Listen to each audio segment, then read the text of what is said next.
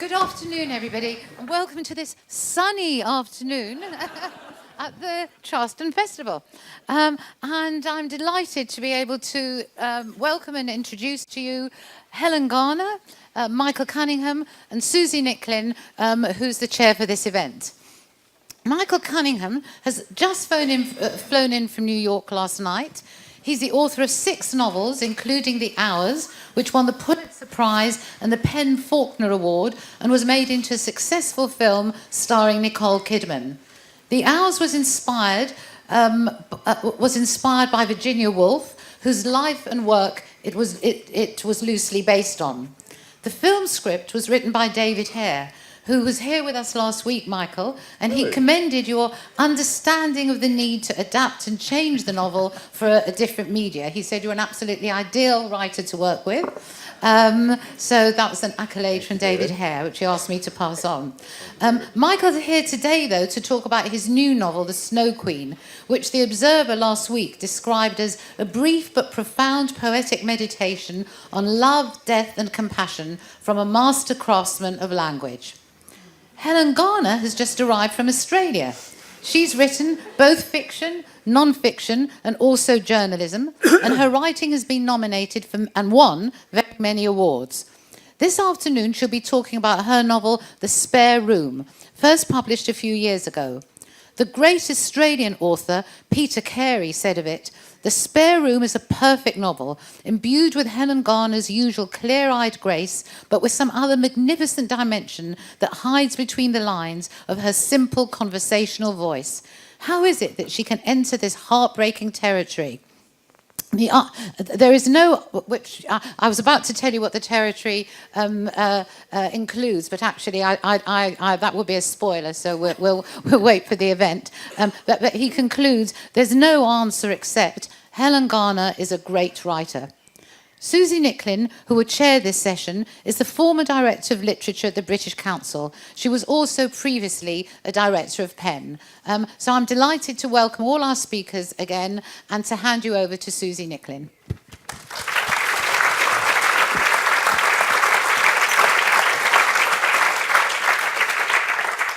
Thanks very much, Diana. It's a real pleasure for all of us to be here this afternoon. I hope you've had a lovely lunch. I hope you're looking forward to your bank holiday weekend.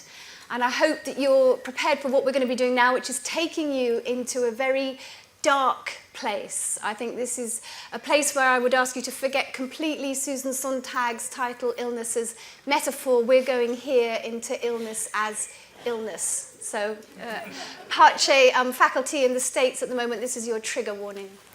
So we have 2 really, really outstanding writers on the subject here of how illness affects those who inhabit it and those who cohabit with those people. And we have some enormous similarities in themes, which is, I think, the 2 writers hadn't read each other's books when they were writing these, so this is almost coincidental that the themes are so similar. And we're going to be talking about that, but we also have completely different styles. And I think one reason why these 2 books are so complementary is the authors have approached them totally differently. And to give you a little bit of a taster of the difference in style, I'm going to ask them now to each read for about 3 or 4 minutes from their books, because I'd like you to be able to hear their sound world and hear the world that we're all in here. So Helen, is it okay if I start with you? And do you want to maybe just give us a little bit of a lead-in to where you get to where you're going to start? Yeah. The gist of this book is the main character, whose name is Helen, and I won't go into all that yet, has a great friend who's suffering from terminal cancer, who lives in a different city, who lives in Sydney in Australia. And she wants to take on an alternative treatment for her cancer. And there's a special clinic called the Theodore Clinic, which in Melbourne.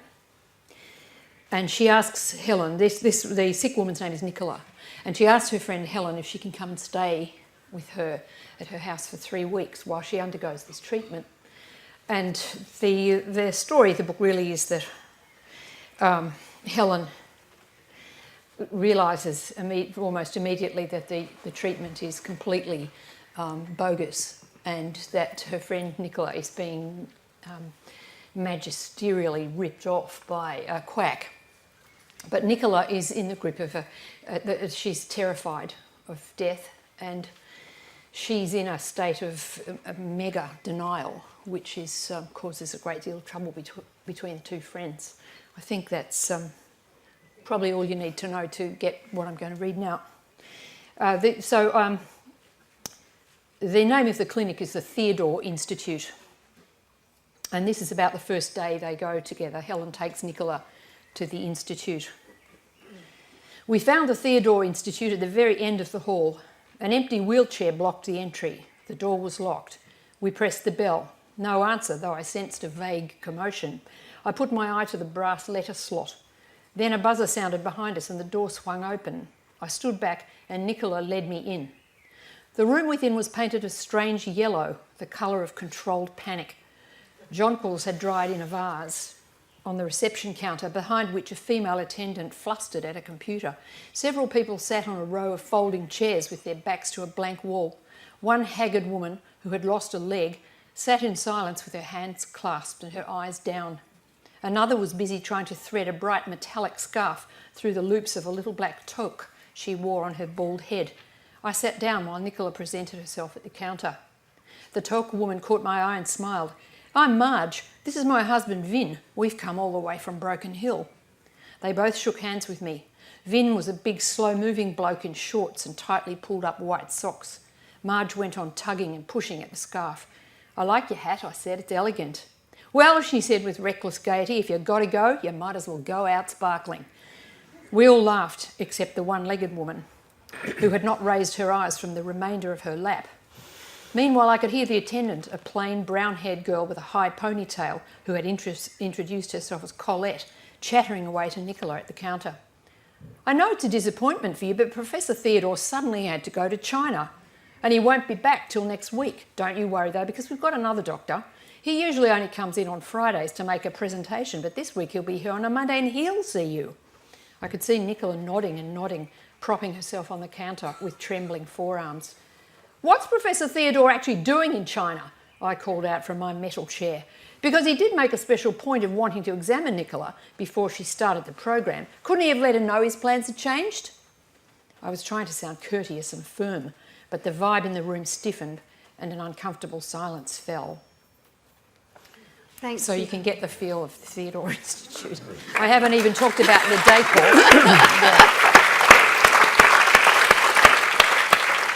Thank you. And Michael, I wonder if you could read to us as well, because you know, your approach with your writing is so beautifully lyrical, with this lovely comparison with this sparse.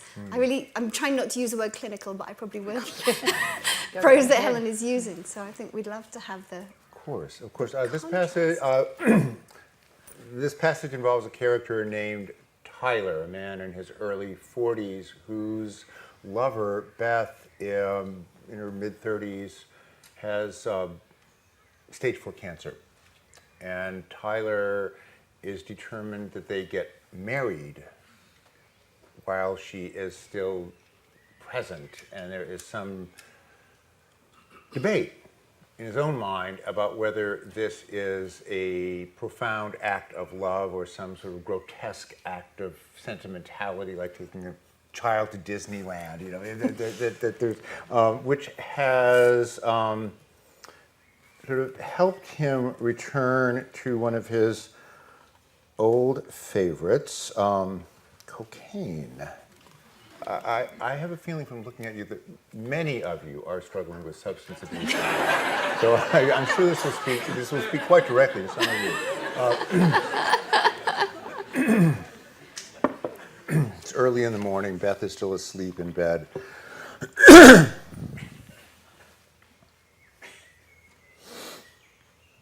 All right. This morning, he'll give himself a break. He can resummon his rigor easily enough. This is only a boost at a time when a boost is needed. He goes to the nightstand, takes his vial from the drawer, and sucks up a couple of quick ones. And here it is. Here's the sting of livingness. He's back after his nightly voyage of sleep, all clarity and purpose.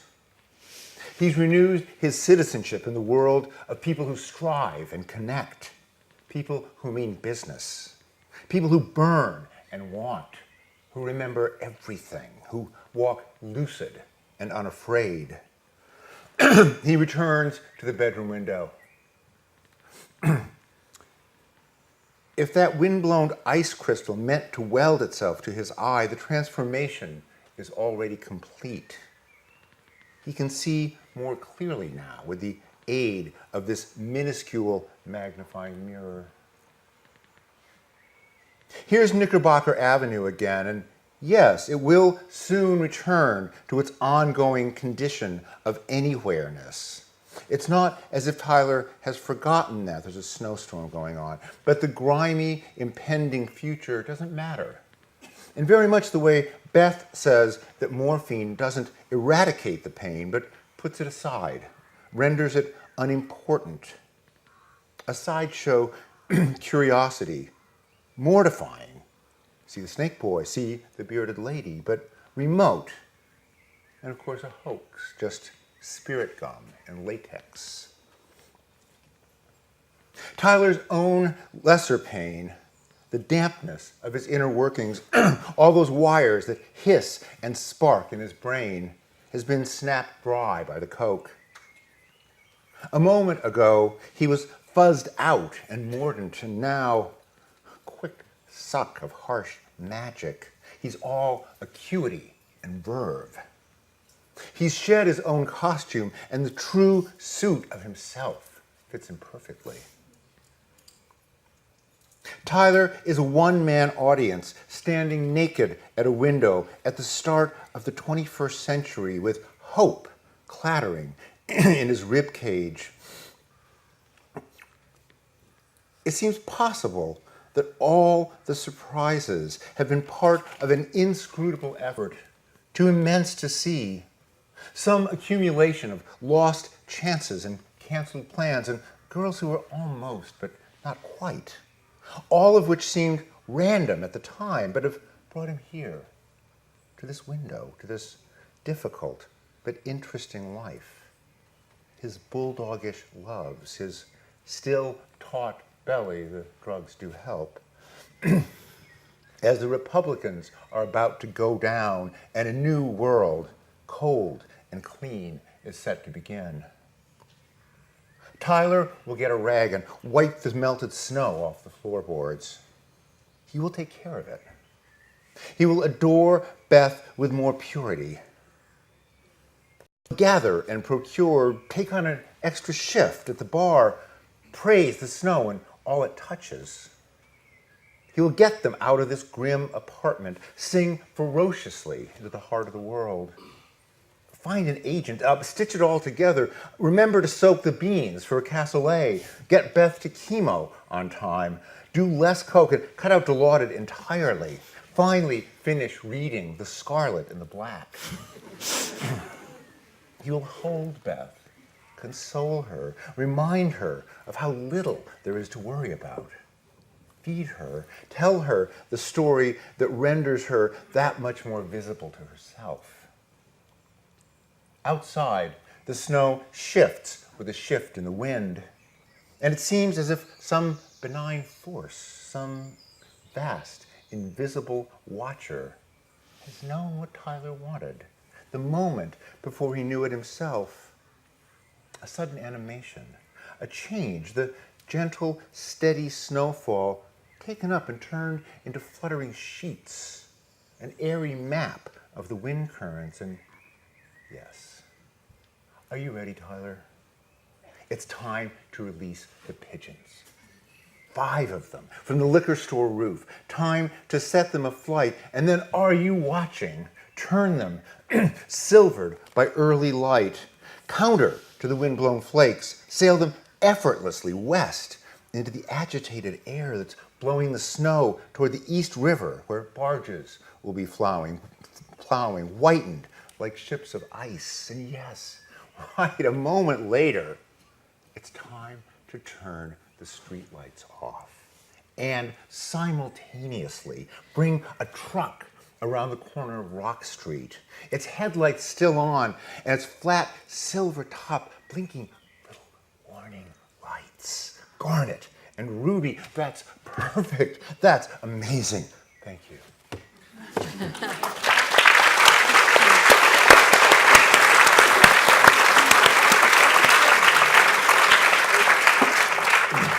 So I think that although we said that, or I said it wasn't going to be treating illness as metaphor, you've both got some amazing images there and representational images of what you've been writing about. And I wondered if you could talk about that a bit, because it must have been in both of your minds the kind of language you could use to represent illness.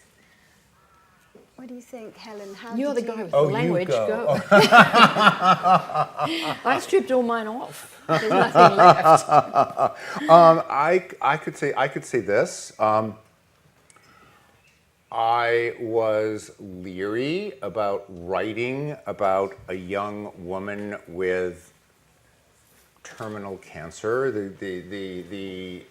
The possibilities for mawkishness and sentimentality were so great. And I wouldn't have done it if I didn't know a woman who is 35, who is still with us, but has stage 4 liver and colon cancer and is able to talk about it with courage and fear and to face it and not deny it and yet not deny her terror. She's so, you take what life gives you. You play the hands you're dealt, and if somehow someone who's experiencing this comes into your life, all right. Although this isn't necessarily what happens to Nicola, is No, it? In the it's book? the She has a absolute very different opposite. response. Yeah. So Nicola's, she's kind of in a sense a batty old hippie. She's somebody who comes from that generation of, she's moved through some kind of, a lot of drugs, acid type. She's the kind of person who would have got lost in a rainforest and was saved by a passing Aboriginal of great beauty and generosity. And she's someone who entirely credulous person, and it's full of goodwill, the most generous and loving person, and a wonderful friend, a faithful friend. She's based on a real person, and but enraging, the most enraging person. And so, in a sense, my book's about rage. Because I'm so jet lagged, I woke up at 4 o'clock this morning in a hotel, and I thought, I better just have a look at this. I thought I better have. Between us, we've had like 4 hours of sleep. Yeah. And people who write about drugs and have not slept at all. Yeah. The theme of today's presentation. Yeah. So I picked up the book and I flipped through it again, and I was just shocked by the amount of anger that's in the book. And I mean, I knew it was there, and I sort of put it there on purpose, but. When the book came out, it was, in Australia, it sort of was quite well received, and a lot of people were glad that this anger, even an anger at a suffering person, could be articulated and contemplated. But there were some people who were terribly offended by it and thought that it was harsh and cruel, and so... There is a certain... there was never a problem for me of thinking I was going to be sentimental, because I was so bloody furious. Mm-hmm. I was in a rage. It is partly, isn't it, because Nicola won't do what your friend has done, which is that she really... It's very hard for her to even admit she's really sick, let alone terminally sick. And a lot of the rage comes from the Helen character having to hold two things in her head at the same time. Not talking about sleeplessness. Nicola's the kind of person who... Well, see, the thing is, Helen's big mistake was to think that she was going to be able to do this on her own. And if anybody's about to enter this territory of looking after a desperately ill, a mortally ill person, my advice is don't try to do it by yourself. Because Helen had a fantasy of herself as an angelic being who was going to be able to be up all night, changing sheets and putting loads of washing in and laying a cooling hand on the sick person's brow. But I've had a kid, you know, and I'd forgotten about sleep deprivation and how you're mad. You become mad after 3 or 4 nights of that. You're completely insane and not responsible for your actions. And yet, it's the same as having a baby, a new baby. You have to do it. You can't say, I'm not going to do this, I've had enough. You've just got to keep going. And so that exhaustion, I think, feeds into extreme emotional kind of volatility. There's a bit in your book, isn't there? Tyler has a brother called Barrett, and there's another. You know, there's quite a lot of shocks in these books. I mean, it's kind of like having 2 hand grenades in your handbag. You have to be quite careful. And there's a bit where Barrett says he just wishes Beth would recover or die. Yes. He's quite unequivocal about that. Yes, Come yes. on, this is binary kind of thing. No, there are some surprises if you are someone in a mortal condition or close to someone in a mortal condition. There is one. Yes, this. Would you please? Could we get this over with? Yeah. I hope I didn't portray Tracy as some kind of fearless and heroic. No, not at all. She's No. and she's full of fury but funny things come up that I wouldn't have imagined. She was, cancer treatment is unpredictable, and cancer is just the strangest thing. And she'll have remissions. And she said to me once, she said, it seems strange to even say this out loud, but I worry sometimes about getting better because I am so accustomed to being someone who is dying. And I don't know how I would actually become someone who wasn't sick. Yeah. Goodness. Who knew? Wow. Yeah. Well, but this is why you need to go to the source and not just sort of imagine what it might be like. And one of the things which I think is really important in both of the books is the use of fairy tale, actually. And it is the same fairy tale, which you might not realise, but it's absolutely extraordinary. So Helen's book opens with a mirror shattering into thousands of shards. It's a very, very powerful moment in the book. And of course, the Snow Queen is all predicated on a story of a mirror shattering into shards. So we have these characters who have this splinter of ice in their eyes and in their hearts. And I think that's where some of the conflict and some of the anger comes from. And I wondered if you could talk to me a bit, Michael. You mentioned the word sentimentality, but we also have very important themes in your book of religion and superstition, because the whole book opens. Do you want to talk to us a bit about the opening of the book and how that then weaves through? Oh yeah, narrative yes. on? The book involves 2 brothers, Tyler and his younger brother Barrett. Barrett is a regular secular guy, without beliefs in any kind of religion or spiritual system. He has a kind of dull job and keeps looking for love in all the wrong places. And I thought, what if someone like that had a vision? It happens in Central Park. What if someone who has no belief of any kind saw something inexplicable and celestial? My mother was Catholic, and so I grew up. She didn't let my sister and I were not raised Catholic, but we were always visiting aunts who lived in perpetual crepuscular incense-scented darkness with 500 statues of bleeding saints, which I found kind of terrifying and great as a child. So I do have, though not religious myself, I do have a certain interest in some sort of draw to it, as opposed, as I have a friend who's a practicing Catholic, and she says, "Oh yeah, great, another secular humanist." A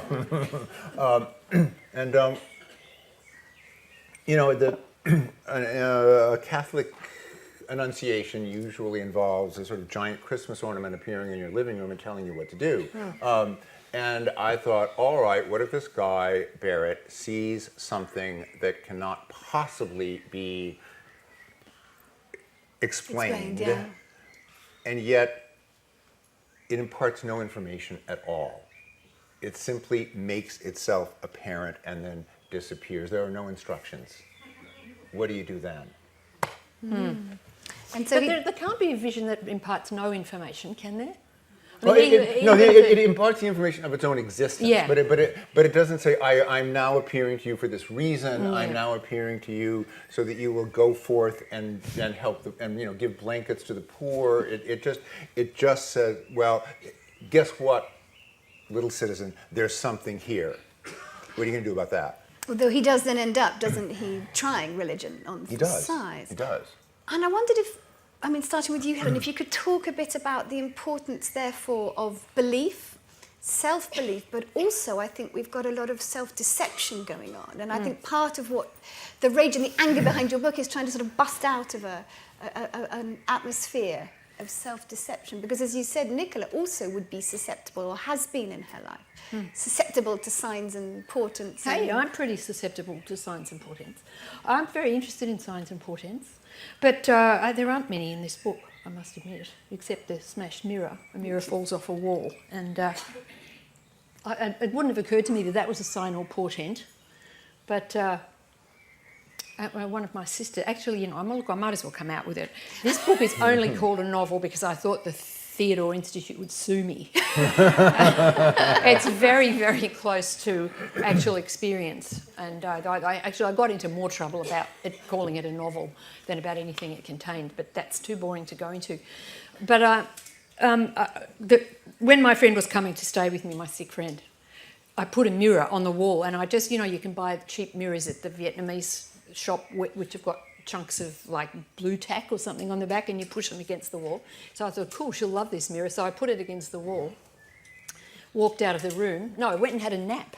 And while I was having a nap, I heard this terrible shattering, and I thought a bomb had hit the house, and I rushed into the room where it seemed to come from, and there was just glass everywhere, bits of grenade. I had to beat with the broom and claw it out with my fingernails, and it didn't occur to me that it was a sign or portent.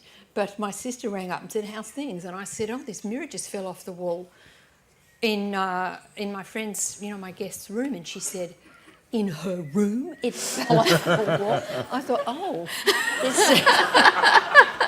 So yeah, I'm kind of really interested in signs and portents. I mean, I've never actually called them that before, but I have odd experiences in my life which are inexplicable. So that's why I say that I don't think a vision presents no information. If anything else, it's saying, hey, there's more going on than you thought 5 minutes ago. But you would agree with that, wouldn't you? Yes, and that's my point. But now what? Well, now there's more going on. You mean what does that interpretation? mean about your Well, life it means, from now doesn't on? it mean wake up, or just something simple like that? What could a vision mean? Well, to Barrett, and then we discover another character has actually had the same vision, hasn't she, later on in the novel, and they suddenly discover that they've got this in common. No, but that's No, high. but she No, that just person thinks that's because she was She was just stoned. high, right? Okay, Yeah. fair enough.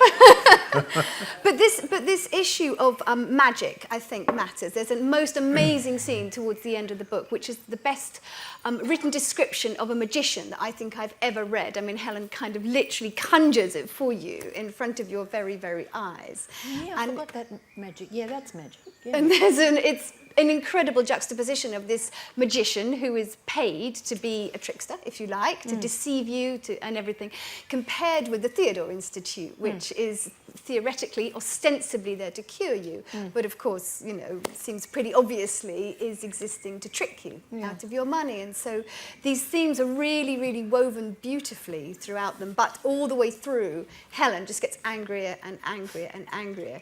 And I was wondering, could you just read us a bit more, so into the heart of this anger now? And I said to Helen earlier that I think this is also about the Snow Queen, because if you remember, Gerda in the Snow Queen has to tend roses at one point. So I'll just give you that as my own reading of this, and then you can hear what Helen has to say about friends and roses. Well, this comes, it's about halfway through the book, and there have been some nights of no sleep and nights of suffering and trying to relieve the suffering. But Nicola constantly smiles. She has a terrifying stoical smile, because she believes that if she keeps her vibe up, she's not going to die of cancer. So she has to keep smiling at the terrible thing. But so they go to they go to visit another woman called Peggy. So, said Peggy at last, how's it all going over there? Well, Nicola began, leaning forward with a smile so glassy that it tinkled. It's all going brilliantly. Helen's a wonderfully severe matron, but we've had to get hold of some morphine the last few days. You see, at the Theodore Institute, which is marvellous, they give me a certain intravenous vitamin C treatment every second day. She was settling in. Irritated, I tipped my head back and took a proper look at the roses. They're sitting under a pergola with roses growing around. Quite a few of them are already drying up and drooping. The secateurs lay near me on the windowsill. I grabbed them and made a few furtive passes at the blossoms within reach. It does knock one around somewhat, Nicola went on, and I sometimes come home a wee bit under the weather. I felt my lips pursing. I stood up and moved away from the table, flexing the clipper as I went. An old wooden ladder was leaning against the shed wall. The little building was wreathed in the climbing roses, and every third flower was ready to be snipped. Of course, I know I'll always come through it unscathed. I know it's only the vitamin C savaging the tumours and driving them out. But, she said with a gay laugh, to my utter astonishment and to my shame for being so pathetically selfish, I was absolutely and totally unaware that to poor Hell it was a horrendous spectacle. Clenching my teeth, I mounted the first 3 rungs and attacked the upper layers of the plant. Poor Hell. The blossoms fell from my blades in a steady shower of white. The brick paving was strewn with them. So last night I rang my niece Iris, said, this is Nicola going on, who I'd been staying with in Sydney for the last 6 months, and asked her if she'd found the shivering fit scary. And she said, what are you talking about, woman? It's terrifying. I was shitting myself every time. You look as if you're about to die. Her voice rose and broke in a trill of social laughter. I forced the safety catch shut on the secateurs and climbed down to the ground. Nicola moved along the bench to make room for me. Peggy filled my cup and pushed it across to me without meeting my eye. And so, said Nicola, swigging the dregs of her tea, we're going to ring the palliative care people tomorrow. I know we'll never need to call them out. I'm sure the treatment's shifting the cancer. Within 10 days I'll be fighting fit and on the mend. The palliative thing's just so Hell won't feel completely alone and without backup. My poor old Hell. Blood rushed into my face. Nicola's eyebrows shot up to her hairline. She bared her teeth at me and laughed again, a melodious, mocking gust of it from deep in her throat. It's the nights, I said in a strangled voice. The nights are long. Peggy glanced at me. Horrified sympathy passed along her eye beams. It weakened me. A huge wave of fatigue rinsed me from head to foot. I was afraid I'd slide off the bench and measure my length among the cut roses. At the same time, a chain of metallic thoughts went clanking through my mind, like the first dropping of an anchor. Death will not be denied. To try is grandiose. It drives madness into the soul. It leaches out virtue. It injects poison into friendship and makes a mockery of love.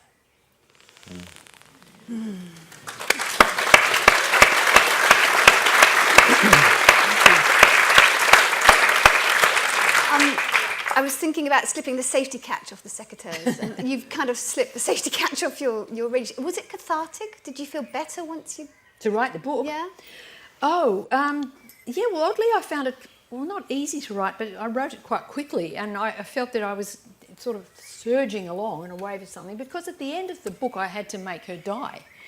And I found that terribly painful. That was the worst part.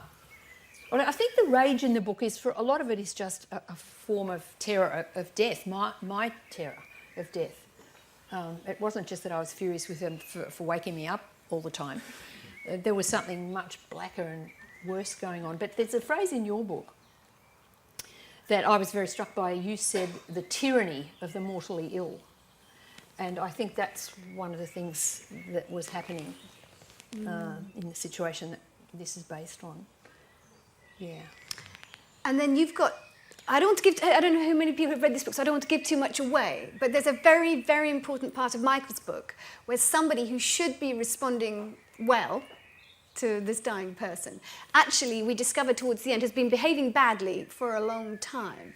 And I wonder if you could talk a bit about how sometimes when we love people and they're having a bad time, you just find yourself almost catapulted into behaviour which you know is morally completely unacceptable. Oh, yeah.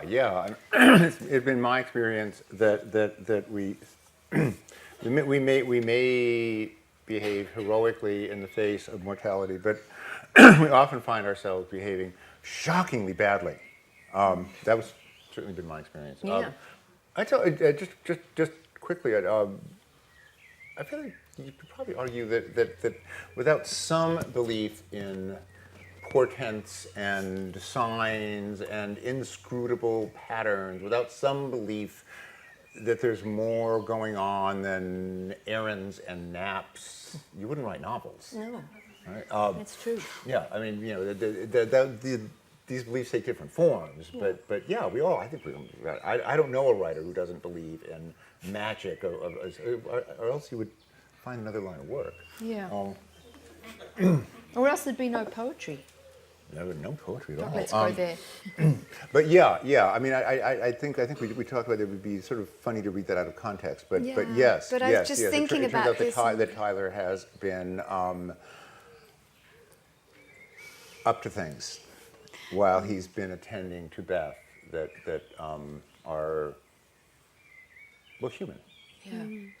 That was a very shocking moment in the book. It really jolted me. Good. Yeah. Oh, great. Oh, great. Yeah. I mean, they're really these. But if we, I really want to try and convey to you the visceral nature of these words, which really kind of keep taking you completely aback. Yeah. So I was wondering, the other thing which I found was interesting as a contrast was Nicola, all the way through pretty much, apart from one crucial moment, doesn't face up to what is happening to her. But Beth, on the other hand, is a different character, isn't she? I mean, she dresses all in white. There's a bit during a social where she's wearing white stilettos and a white ski pants and a white jumper. Yeah. So she is, in a way, our kind of snow queen. Yeah.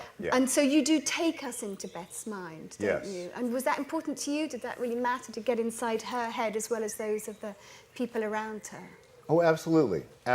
And the novel opens after Beth has sort of taken up citizenship in the world of the dying. There's pre-story that's not in the novel about this can't be happening. How could this possibly be true?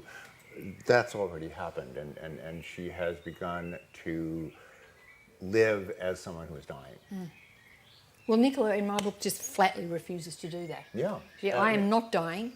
I've got this really annoying cancer, but by next Wednesday it's going to be on the run, and that's completely enraging. But well, I mean, of course, we all live in our own way, and we all die in our own way. Nothing could be more idiosyncratic than the way each of us takes leave of the That's world. very true. And there's a scene in my book where Helen and Nicola have a quarrel about whether they're going to ring up the... because she has these terrible nights and she has no painkillers. She's got, I don't know, a couple of digesic pills or something like, an Aspro. And she's really suffering from awful pain in the night and it's enormous floods of sweat and trembling fits and rigors. And so Helen finally forces her to go to a GP. And now I forget where I was going with that thought. It was going to be really interesting. And she doesn't want the palliative. We're going to meet afterwards. She won't. I know what it is. She She doesn't want the palliative nurses to come around. And Helen says to her, "Look, it's not the angel of death. It's just two girls in a car."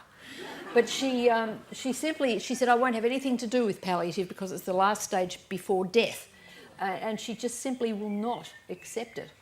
Except there's a certain point in the book where Helen just completely loses it and goes berserk and says the most terrible, cruel, unthinkable things to her and somehow smashes through momentarily her denial, which is causing herself and everyone around her such suffering. And there's a really a moment of Nicola weeps terribly. She sobs and sort of collapses, and this awful rigid garment that she's been wearing dissolves and collapses around her. And after that, there's a moment of wonderful clarity and calm and peace. And in the book, it says something like they felt as if they were submerged to the neck in warm water, and just sitting quietly together. She acknowledges that she's going to die. But she can't sustain that state. It's not a state that she's got the whatever it is you need to sustain it. But it's a sort of a fleeting relaxation into the truth. But whereas your character seems to have reached that, she can maintain herself in that state. Well, you know, one of the things I admire about your book is its sort of unsparing insistence on the awful difficulty of who wouldn't want to sit around on a lovely Saturday afternoon and talk about death, right? You know, as a gay man who has so far survived the AIDS epidemic, I know a lot of dead people, and I'm very much aware of how much pressure is put on the mortally ill to die gracefully and well. You know, you're kind of expected to make a graceful exit. Yeah, well, that's another sort of tyranny, isn't it? Yeah, Going back the very other much. way. Yeah. And people are upset when you're upset about dying. Yeah. And it is both of the books are very, very clear about the different ways pressures are applied, the way the dynamics are operating, so that, you know, it's very painful and very forcible across the board. There's lots of more questions which I've got, but I'm wondering whether anybody in the audience has got anything they would like to ask before I go on. Have we got any mics here that we can do? Yeah? Any questions from anyone? We've got one down here.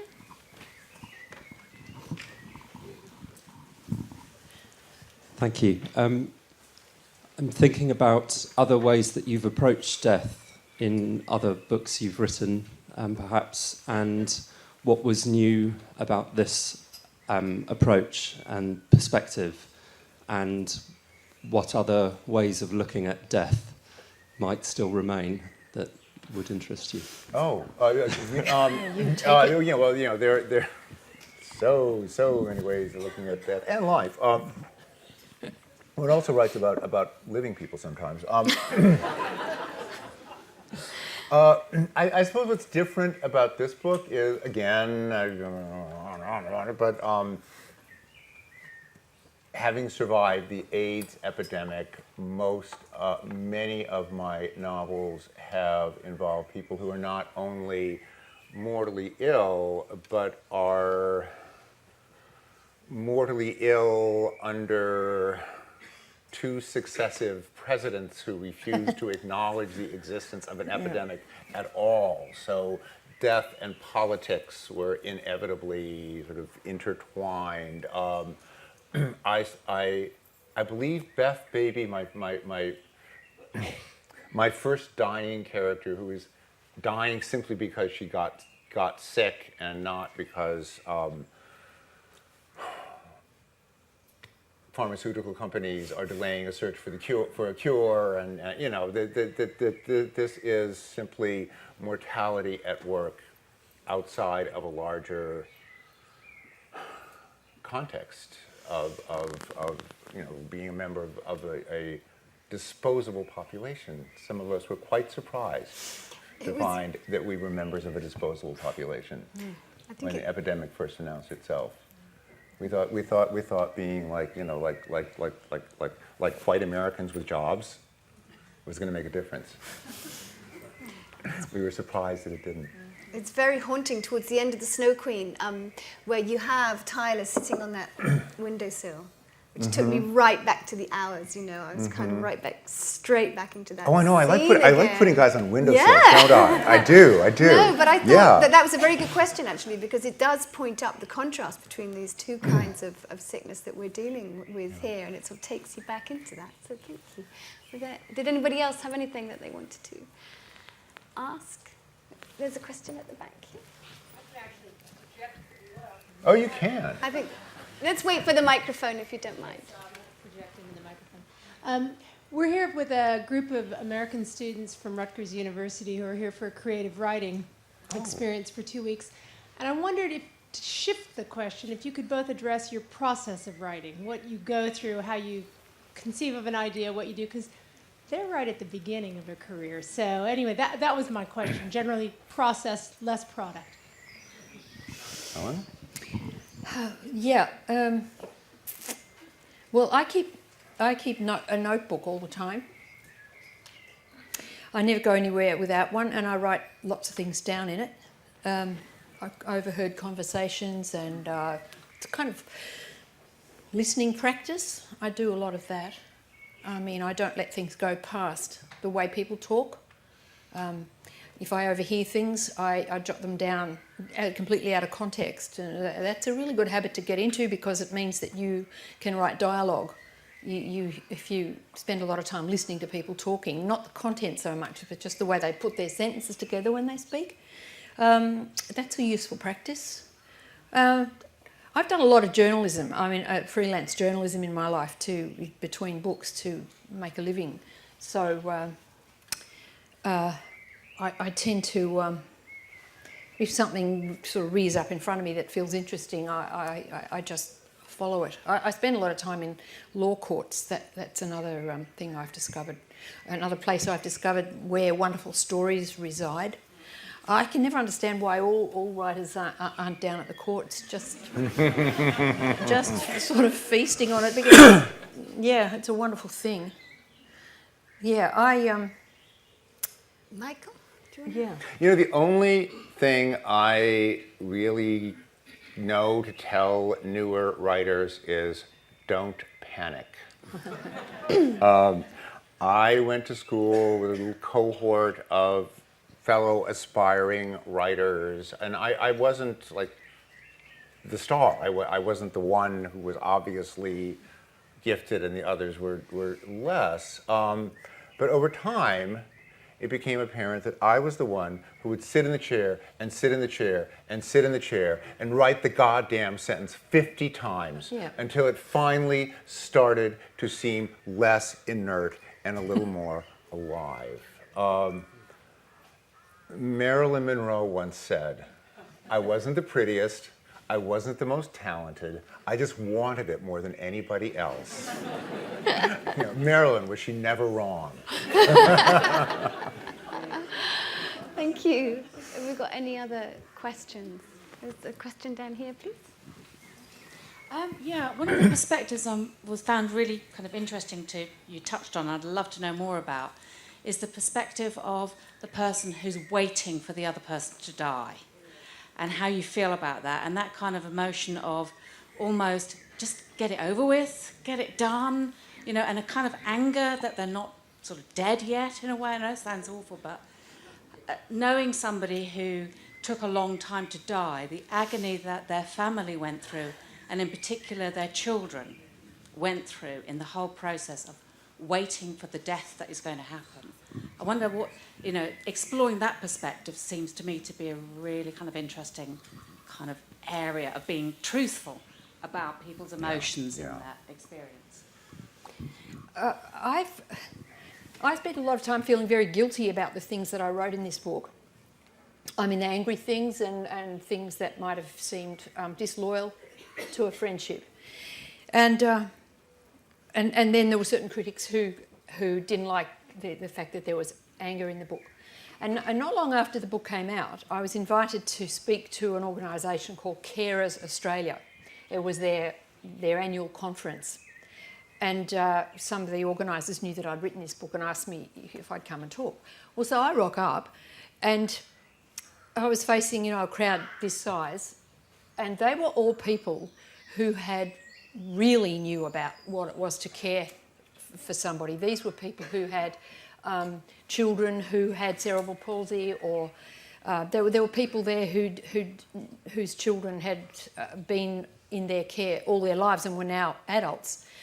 And they were people with deeply autistic children. And I looked around, and their faces were deeply, deeply impressive. They were people who'd been to hell and got far enough back to be able to keep going, but they weren't free.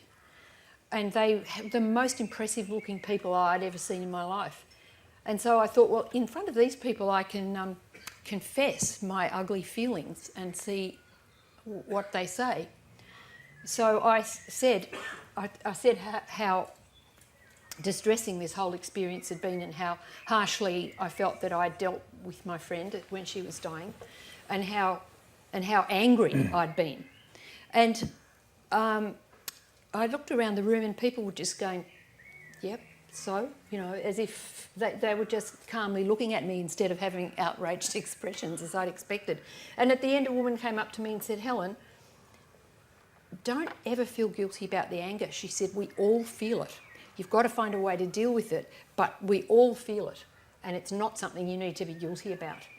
And it took a huge load of concrete off my back. I thought these, and around the same time I was doing a radio interview and talking about the anger that was in the book. And this is on the national radio station, and you know how they have a computer screen there and people send in texts and the text appears on the screen. And the interviewer just turned the screen around so I could see it. And it said, anger is something that is not felt until after the person is dead. And I just could hardly restrain myself from bursting out laughing. It was so sad that this person seemed to think that you weren't supposed to even feel it. There's this kind of sense that there's something indecent about being angry with that ill person. And I mean, it doesn't mean you have to express the anger. You've got to find some way of dealing with it. But it's easier to deal with it if you admit to yourself that that's what it is. Because if you don't, then it turns into that horrible poisonous kind of creepy stuff that comes out in different ways. I don't know if that... And in your novel, I mean, as I say, it's Barrett who expresses anger in a way, isn't it? More than Tyler. So it's actually her brother-in-law who we have this feeling of when you're going to, you know, hurry up and go kind of thing. Yeah. Whereas Tyler escapes from it more, doesn't he? I mean, that's partly what the drugs are for, is that he... Yeah, absolutely. But those brothers are very close. They're too close. So one of them can feel something and the other one actually manifests it. Yeah. There's two brothers in this book. It's just a terrific study of brotherhood, I thought. Quite neurotic, but also with the... Yeah. Intentionally so. It's beautifully done. Yeah, I loved it. Thank you. And there's one lovely scene where they're hugging Helen together, aren't they? And she's kind of like this incredible ethereal slip of a person between these two kind of rib cages. It's very powerful. Well, I do feel like one of the purposes of novels is to insist that there are no unpresentable human emotions, which implies that there are no unforgivable human emotions. That's part of actually what the novel is for. Is to be the anti-version of that thing. Whoever said you were entitled to be angry after the death, but not before. Fuck that. Yeah. You know. And I think the novel has some purposes. It's useful for propping up a chair leg, and there's lots of reasons for there to be novels. But I do think one of them is to insist that there's no human experience or feeling that cannot be expressed. There is no human experience or feeling that is unacceptable. And it's imperative, really, that you have to have somewhere where you can express stuff, because otherwise, where will it go? I mean, it's actually crucial. I feel slightly hesitant to bring this up because I don't want to veer in towards sentimentality, but there is one thing which I get from both of your books, which is that there is a chance for solace. And in each of the books, we have a passage which goes off into the future tense, and our characters' lives are kind of laid out for us what will happen. It's really noticeable. I wondered if you could talk to us a bit about the solace for the characters, because it's there. I mean, it's not foregrounded, but it's there. Yeah. Michael, I'm digging for it. Go on. Yeah, I mean, all my books have happy endings. Really? Yeah. In that they end with life continuing. It's just that I only trust a happy ending that's able to survive the worst that could possibly happen. You know, it's not just birthday parties and shopping trips that terrible things have happened, and yet some of the characters survive and go on. I seem always to do that. Well, that's what happens at the end of Shakespeare's tragedies when you think about it. You know, just about everybody's dead. The stage is covered with corpses, and yet there are people there who are somehow have dragged themselves through this story to the end, and they stand there among the corpses looking around and saying, my God, now we've got to take another step. We've got to, this has happened, and now you'll be king, and will keep going. It's just even keeping going is a happy ending. That's what I mean. Yes. There, something goes on. The world hasn't just a ended. thread. It doesn't have to be, and then it was Christmas. Right. Yeah. Right. God forbid. But I mean, you could probably, you might say that the very writing of a novel is an act of optimism, because you assume that there will be a world in which the book will exist. You assume that there will be enough of a future for this book to go to the effort of writing this book. Yeah. Someone might even read it. Do we have any more? Oh, Were there any more that. questions? That's probably not going to happen. And then there's one here as well. Thank you. I just want to say, as far as solace is concerned, I mean, that I'd like Helen to say what happened to the clinic. That is solace. Well, what happened was, I thought, this is the most outrageous thing, that this clinic can go on existing. I mean, I'm talking about a clinic that was slugging people $3,000 a week to go there and have this vitamin C pumped into their arms, and they had ozone saunas and things like that. So it's $3,000 a week for this. And at the end of the day, they'd sort of put an old lady out into the gutter because they said, sorry, if you're sick and weak, but we're closing the clinic now, bang. And so this poor old woman sitting in the gutter. So I called up this outfit called the Health Services Commission. And I called them up. I just rang a lawyer that I knew and said, well, how can I, these bastards, what can I do? And she said, well, just ring up the Health Services Commission. So I rang up and I said, oh, I've got this story to tell. And they said, oh, are you the person who, are you the patient? I said, no. They said, well, we can only talk to people. We only want to hear from the patient themselves. And I said, well, but you know, I tried to keep her on the line. And she said in a kind of bored voice, I said, well, perhaps I could give you this information and you can check it against other information you've got. No, I'm afraid we can't do that. And she said, well, what's the name of the clinic? And I said, I forget what its real name was. I said, the Theodore Institute. And she said, the Theodore Institute. Just hold the line a moment, please. And so suddenly a more important person in the organisation takes the phone. And apparently they'd been after this guy's ass for years. And so he was finally, the Health Services Commission took him to court, and he was stripped off. Because the whole thing is, it's a consumer rights thing. You know, if you want to pay $3,000 a week, it's not a criminal thing. And it's only criminal if they say, let me put this vitamin C in your arm and it will cure your cancer. They don't do that. They say things like, oh, we think you might respond quite well to our treatment. And the desperate person says, here's the money. But so he was stripped of his whatever, you know, his little sign that was outside his house, and put out of business. But he crept in the back door, went to the Court of Appeal, and finally, then it was appealed again, and finally he went down. But I bet you he's in some new neighbourhood setting up his trade. You can't, you know, hand grenades are required to deal with that sort of person. But it was really fun to try, and now the Health Services Commission and I are like that.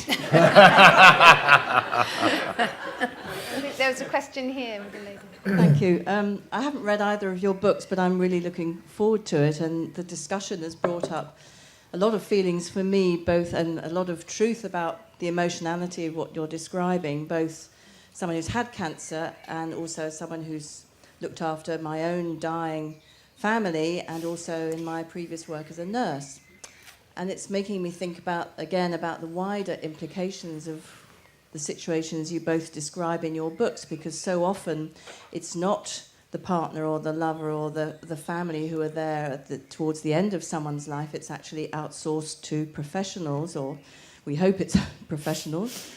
But of course, from my own experience as a nurse, all those emotions, you feel them when you are acting in your professional role, and very often, certainly in the past, it's been very difficult to deal with that and to explore it because it's been denied and suppressed, and we are meant to put pressure on our patients to die gracefully and well and quickly and painlessly.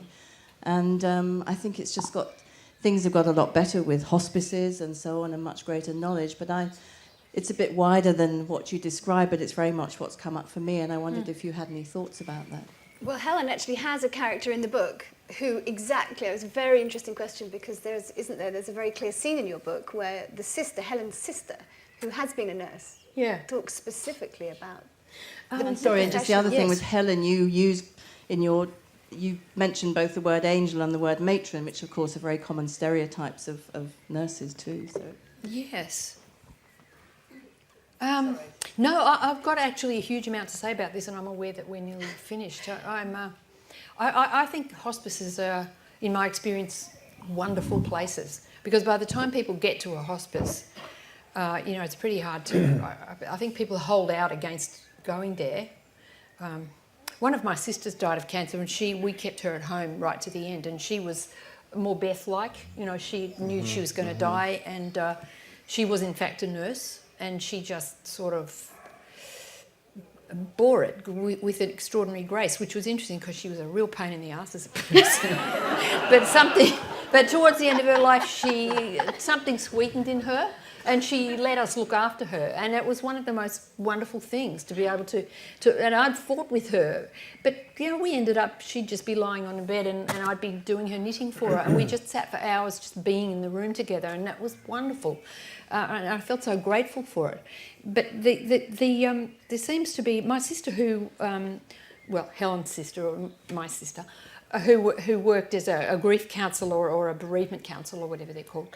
She talked about how she worked in a big cancer hospital in Melbourne, and she talked about how often she'd go into the room where there'd be some stoical wife or husband standing behind a dying person, and she'd come in and she'd put her hand on that person's back, and she said you could feel they were completely rigid. They were just rigid with hanging on and not knowing how to express their terror and rage and grief. And when this book came out, to my amazement, I got invited to the cancer hospital to talk to the staff. And I mean, what would I know? I looked after someone for 3 weeks. And these are people who do it all their professional lives. But and so the counsellors came, the psychologists came, the nurses came, the doctors came. There was a huge crowd packed into this room. And I was completely rocked by this. And there was such a feeling of need in the room, a need for this stuff to be opened up. I was rocked by it. I imagined that,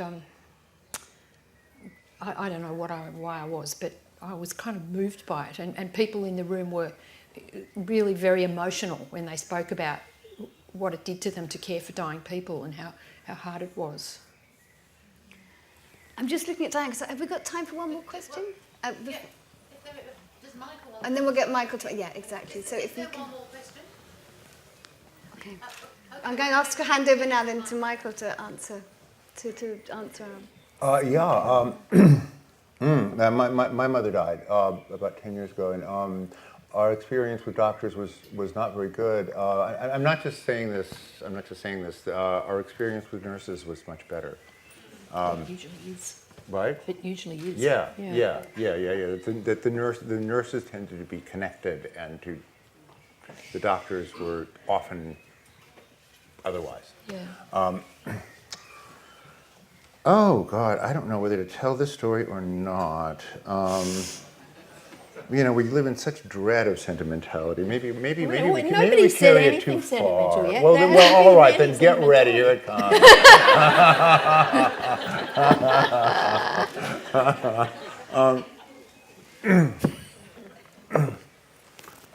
We brought in a hospice, and they were great.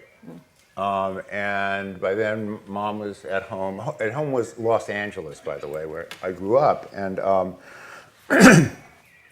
Mom was pretty checked out by then, but she was there in the hospital bed in the house. And I was walking one of the hospice workers out to her car, and she said,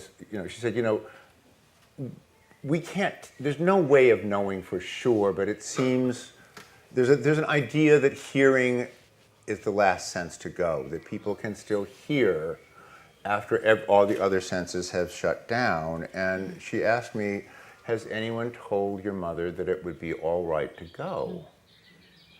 And I said, well, we're really not that well organized. I don't know what anyone's done, actually. And she said, really, sometimes in her experience, people who are in extremis feel like they can't, for all kinds of reasons.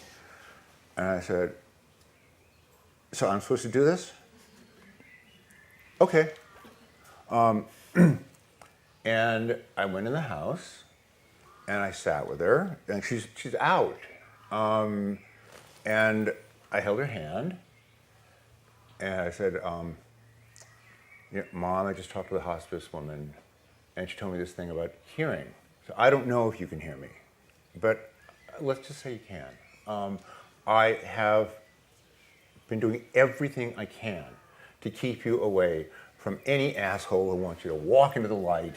This is Southern California. You got to be especially on your guard for shit like this.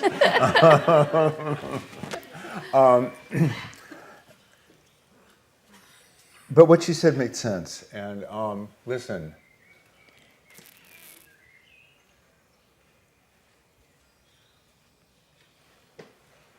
my sister's okay. We'll do our best to take care of Dad, which I should never have agreed to. He's been a nightmare. I should have left that part out.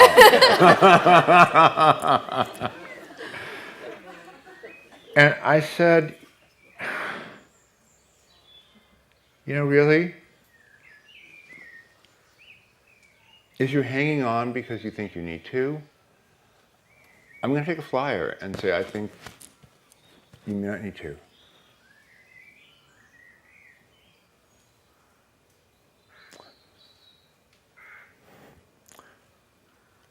I think it would be okay.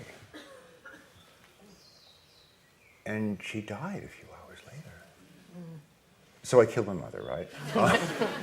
But I think back to science, importance, and magic, and experts versus just somebody winging it, somebody doing what you think might help, and you're not sure, but you do it anyway. Yeah.